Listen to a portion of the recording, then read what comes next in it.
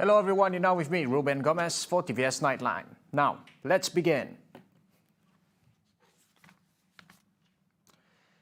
The Yang di-Pertuan Negeri Tun Perhid Sri Abdul Taib Mahmud birthday celebration continued on its third day with a high tea reception at the State Legislative Assembly complex this morning. During the event, 12 welfare institutions received contributions worth 240,000 ringgit. Among the recipients that received the contributions were Tunas Bakti School Kuching Board of Visitors, Dato' Ajibah Abul Sri Aman Children's Home Board of Visitors, and Rumah Sri Kenangan Sibu Board of Visitors. Taib was accompanied by his wife, Puan Dato' Petinggi Ragat Kurdi Taib, at a reception held with strict compliance to COVID-19 standard operating procedures. The guests at the high tea reception were then treated to a song and dance performance by Sarawak Arts Council singers and dancers from the Dayak Cultural Foundation. Also in attendance were Chief Minister Dato' Petinggi Abang Johari Tun Openg and Assistant Minister of Public Health and Housing Dr. Anwar Rabai. A much anticipated news for all. Interstate travel will finally resume effective tomorrow, October 11, and the permission applies for those who have been fully vaccinated against COVID-19. The Prime Minister, Dato' Sri Ismail Sabri Yaakob, announced this in a televised address today, following the vaccination rate of the adult population in Malaysia, which has reached 90%.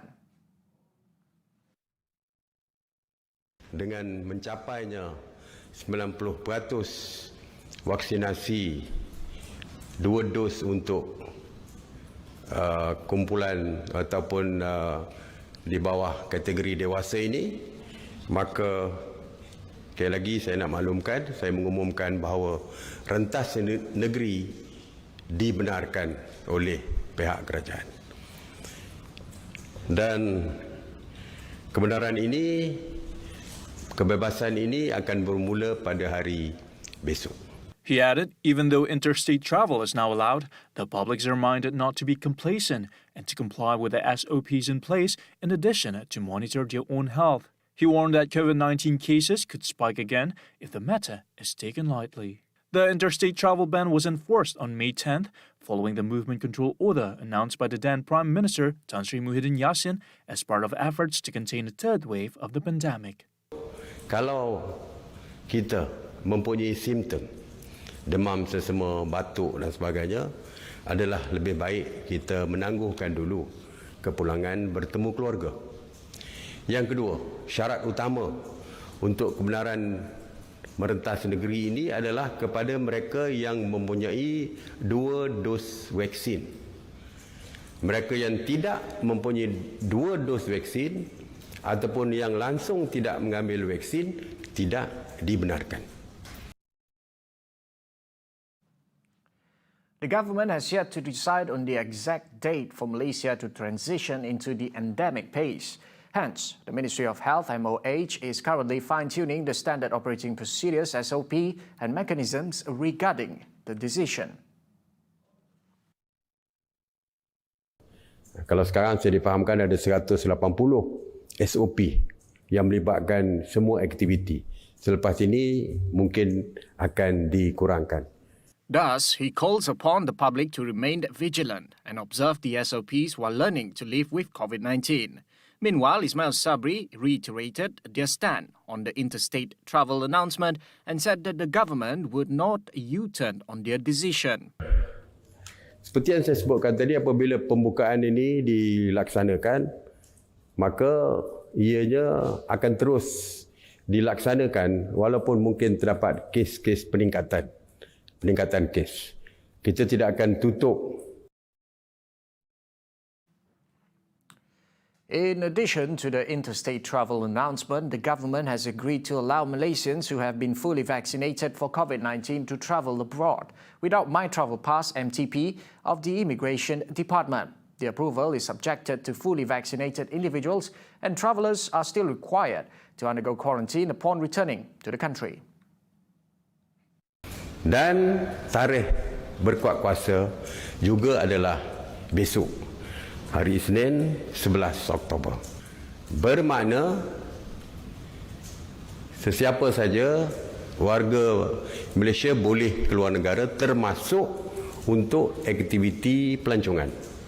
Jadi kalau dulu yang official saja, yang rasmi saja, Tetapi sekarang untuk aktiviti bukan rasmi seperti pelancongan, untuk melancong dan sebagainya, dibenarkan.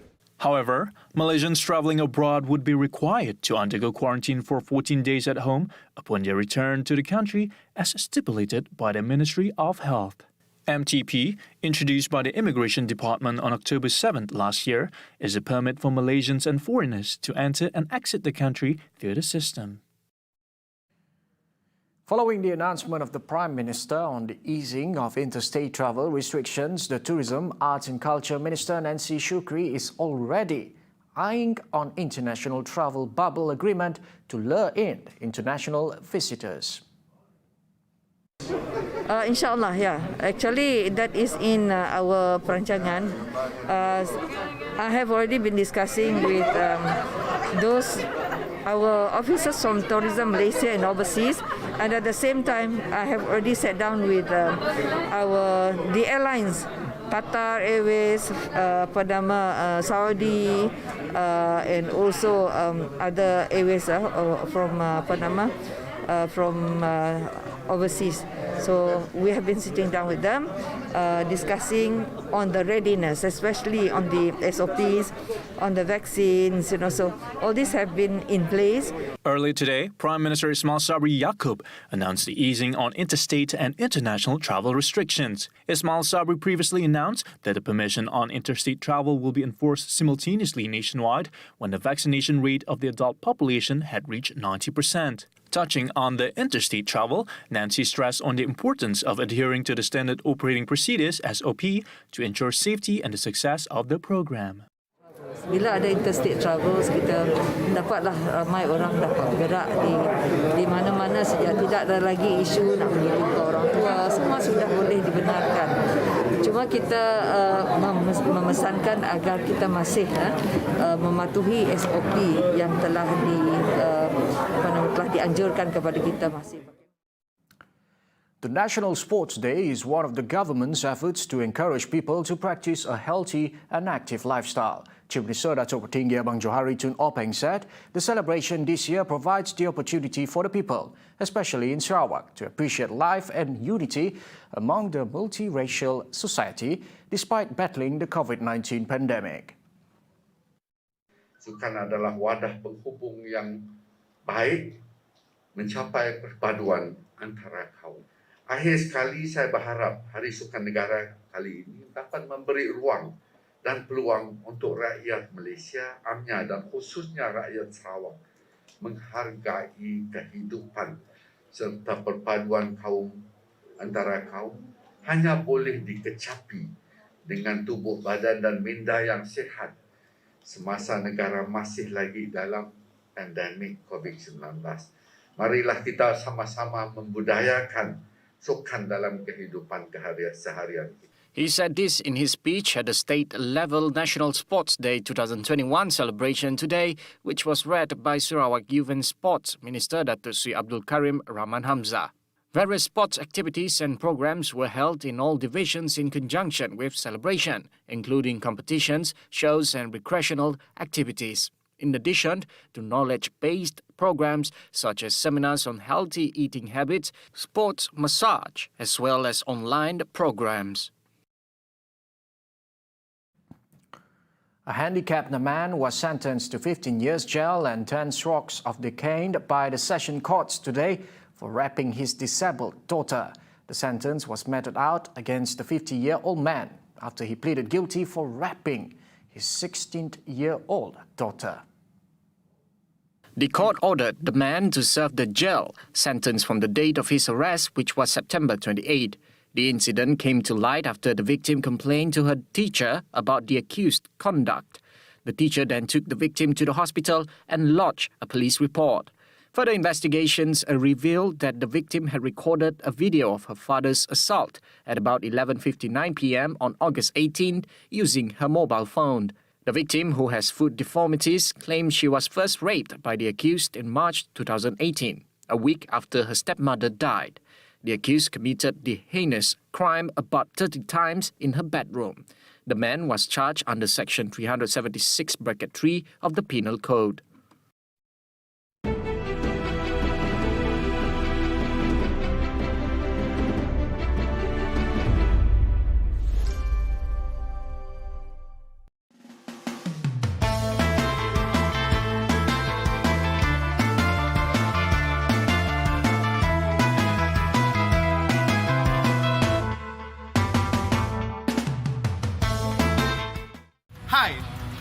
Americi memegang watak sebagai Bob dalam drama bersiri Tilik-Tilik Cinta. Jangan lupa saksikan hanya di TVS, saluran 122 Astro dan MyTV. Ninti minggu kita ngangau ke siku penyanyi. Sekali ke penyanyi lama atau ke penyanyi baru dalam industri muzik Dayak kita. Kami megak dekat ngangau ke orang Kelandia dalam Sesebengkah Bidang. Aku Sio Dawi. Aku Priscilla John. Terus bergulang kau kami dalam program Panggau Kita. Nintiang hari Minggu pukul 4.15 lemai. Kita berandau seraya berperindah.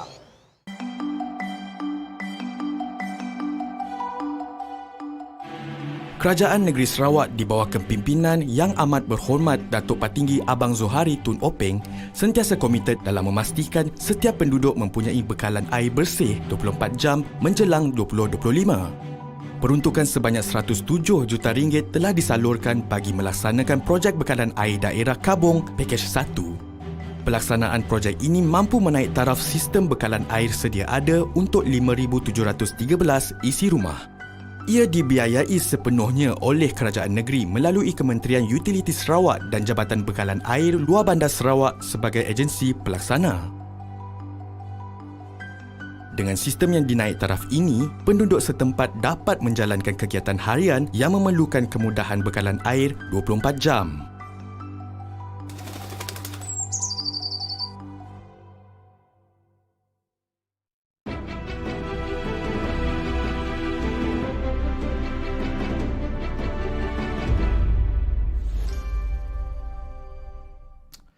Fully vaccinated individuals can now enter Sarawak with a peace of mind without the hassle of starting tomorrow. However, they will still be required to apply for entry via Enter Sarawak and submit proof of their complete vaccination status. Sarawak State Disaster Management Committee said they must also provide a negative result from RT-PCR or antigen test from health clinics within 3 days prior to travel. The committee made this call following the announcement by the Prime Minister on lifting the ban of interstate travel. There are 72 COVID-19 active clusters in Sarawak, where 4 recorded 8 new COVID-19 infections today. No new clusters were declared. Meanwhile, 5 clusters ended today after no new cases were reported in the past 28 days. The clusters are Sungai Penyarai in Tatau, Kamand in Bau, Sawit Gelasah in Subis, Beruru in Pakan, and Nanggalasi Miet in Julau. Sarawak recorded 1,132 new COVID-19 infections today, bringing the cumulative number to 224,639. The state also recorded 3 COVID-19 fatalities from October 2nd to 8, where 1 was brought in dead case. The COVID-19 death toll in the state is now at 986. Meanwhile, Malaysia has recorded 7,373 new COVID-19 cases today, bringing the cumulative number at 2,339,594. Besides physical health, mental health has to be crucially addressed as the COVID-19 pandemic has resulted various effects on individuals. Therefore, the Ministry of Health, MOH, plans to establish a National Centre of Excellence for Mental Health to educate and help people affected by mental illnesses. The centre would not only function as a research centre, but also as an easy access point for mental health-related matters. Dan kita juga telah akan melancarkan agenda Nasional Malaysia Sihat dalam tempoh masa yang terdekat, dan ini juga menyokong pelan pemulihan negara daripada COVID-19, dan sebahagian daripada agenda ini adalah untuk menjadikan rakyat Malaysia sihat sejahtera, bukan hanya dari segi fizikal tetapi juga dari segi kesejahteraan kesihatan mental kita. At the same time, Khairi said the My Sejahtera application will also be improved to enable those with mental health problems to seek help through the application. Besides that, the Healthy Malaysia National Agenda will be launched soon to support the National Recovery Plan from COVID-19. Research and data of the safety of vaccinating kids below 12 years old are still insufficient. Experts say there is a need to wait and evaluate local and foreign studies before deciding on this group. Therefore, Associate Professor Dr. Ahmad Izwanuddin Ismail told the public to continuously adhere to SOP, as this at the moment can restrain the pandemic's infectivity among children. Life in the COVID-19 endemic phase requires everyone to be responsible for their own health and those around them. Most importantly, don't be lax while getting used to living with the COVID-19 virus and always be cautious. Some 1,000 community internet centers nationwide will be transformed into the Keluarga Malaysia or Malaysian Family Digital Economy Centers PEDI as part of an initiative to boost digital economy activities among the rural population.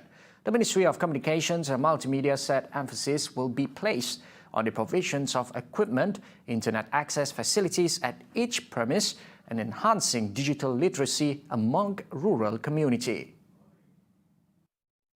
Its Minister Dato' Sri Anwar Musa said the Malaysian Communications and Multimedia Commission MCMC and the Malaysian Digital Economy Corporation MDEC will coordinate in providing training on empowering the people's knowledge and ensure they utilize e-commerce as a window to market local products to global market. Setiap PEDI ataupun Pusat Ekonomi Digital Keluarga Malaysia ini nanti akan ada lembaga ataupun jawatan kuasa pentadbir. Macam sekarang dia just penyeliahnya seorang. Kita nak ada wakil komuniti di situ. Kalau di situ ada badan NGO, di situ ada persatuan peniaga dan sebagainya, mereka akan menjadi macam jemaah pentadbir supaya community empowerment itu diperkasakan lagi dan supaya pusat-pusat ini menjadi digunakan oleh mereka.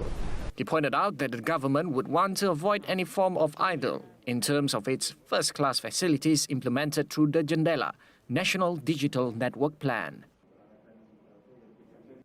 KAPIT residents would enjoy stable 4G coverage under the National Digital Network Plan, JENDELA. As such, the Communications and Multimedia Commission MCMC has implemented various initiatives to address the problem of poor internet access in KAPIT. Amongst them include the 19 communication towers built in KAPIT and Song districts under its Universal Service Provision Funds are now fully operational. In addition to the existing communication towers, MCMC has also allocated funds to build 44 new communication towers.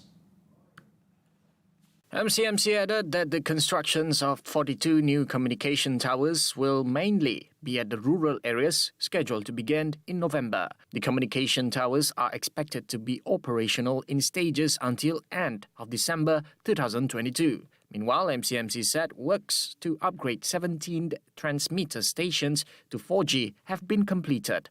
Another 38 stations are expected to complete in stages from November this year to March 2022.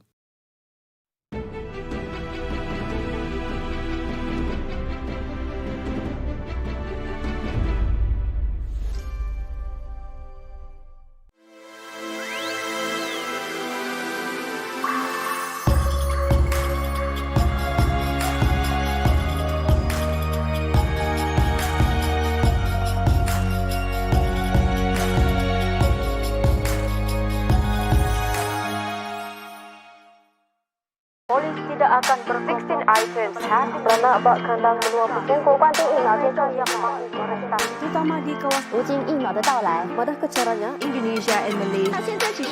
Meskipun reda dengan Assalamualaikum dan salam sejahtera. Warnailah hidupmu, tampilkanlah bakat baru. Sarawak pasti maju, menginspirasi duniamu.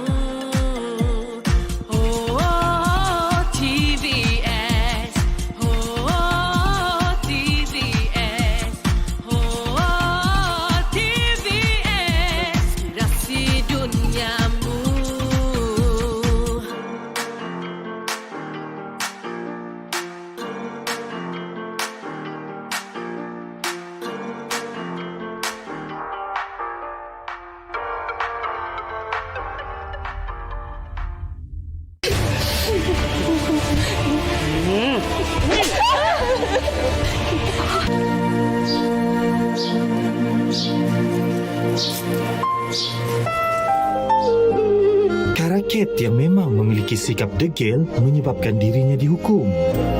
Namun, Tek merasa kasihan terhadap dirinya itu. Adakah Tek akan membantukan raket? Saksikan Love Destiny setiap Isnin hingga Khamis 8.45 malam hanya di TVS saluran 122 Astro dan My TV.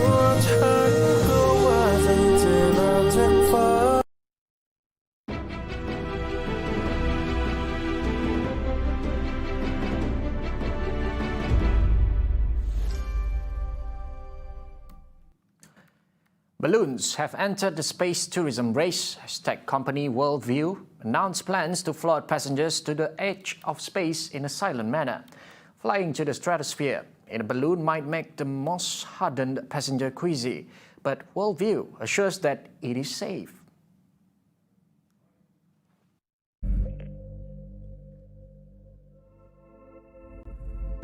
Unlike hot air balloons, which rise using hot air, the space balloon is filled with helium, which expands the balloon as it gets higher, which gives passengers a steadier uplift.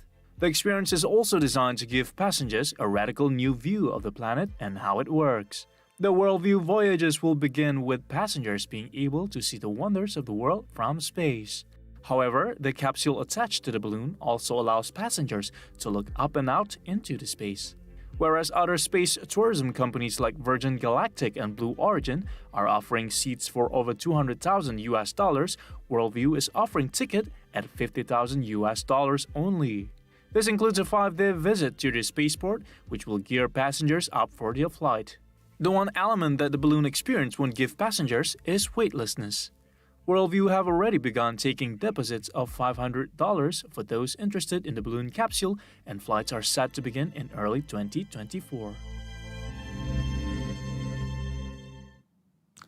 Researchers at Caltech have built a bipedal robot that combines walking with flying to create a new type of locomotion, making it exceptionally nimble and capable of complex movements. Part walking robot, part flying drone, the newly developed LEONARDO, short for Legs on Board Drone, or LEO for short, can walk, a slackline, hop, and even ride a skateboard.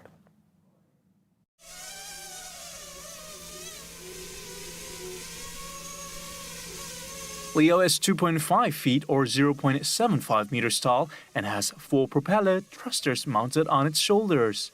It mimics the way a human walks by using its propellers to stay upright and using its actuated leg joints to move its center of mass forward. Researchers say LEO avoids the limitation of both walking robots, which can be thrown off by rough terrain, and flying robots, which consume a lot of energy and need large batteries. The robot is able to balance better than regular bipedal robots through its use of hybrid movement that is somewhere between walking and flying. In flight, the robot uses its propellers and flies like a drone.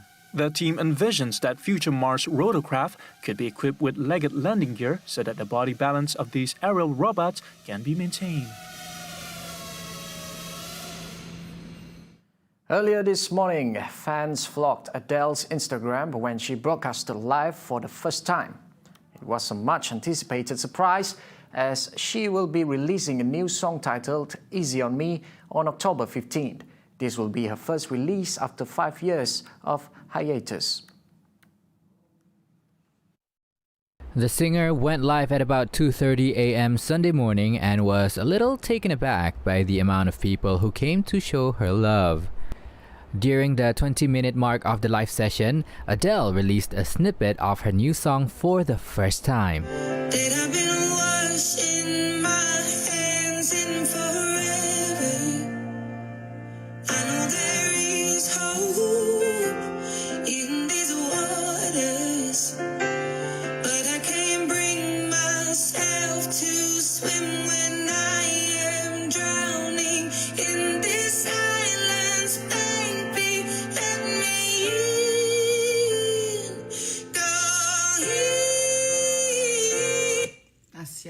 That's it. That's all I'm going to play.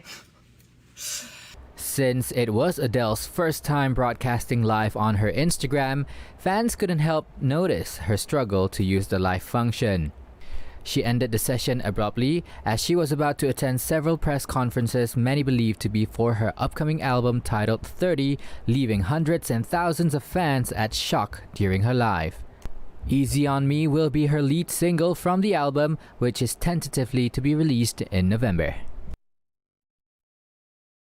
Iraq's President Barham Salih has cast his vote earlier today as the country voted in the general election. Many said they would boycott, having lost faith in the democratic system that was brought in by the United States invasion of 2003. Even so, Saleh believes the general elections are a popular request and a large national achievement to move the country forward. الانتخابات المبكرة مطلب شعبي واستحقاق وطني كبير. Other senior politicians were also supportive of the general elections, as former Prime Minister Nouri al-Maliki and the head of the Hikmah movement, moderate Shiite cleric Amar al-Hakim, were also present.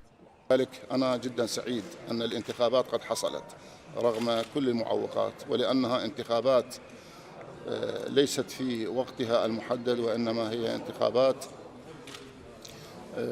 في وقتها غير المحدد وإنما كانت الضرورة تقتضي أن نجري الانتخابات لتصحيح كثير مما شابه المسيرة السياسية من نقص أو خلل. فالحمد لله تمت الانتخابات رغم كل المعرقلات التي حصلت. The election is held several months early under a new law designed to help independent candidates. According to the country's election commission, at least 167 parties and more than 3,200 are competing for Iraq's 329 seats in the parliament. Well, that's conclude TVS Nightline. I'm Ruben Gomez. Anytime, anywhere.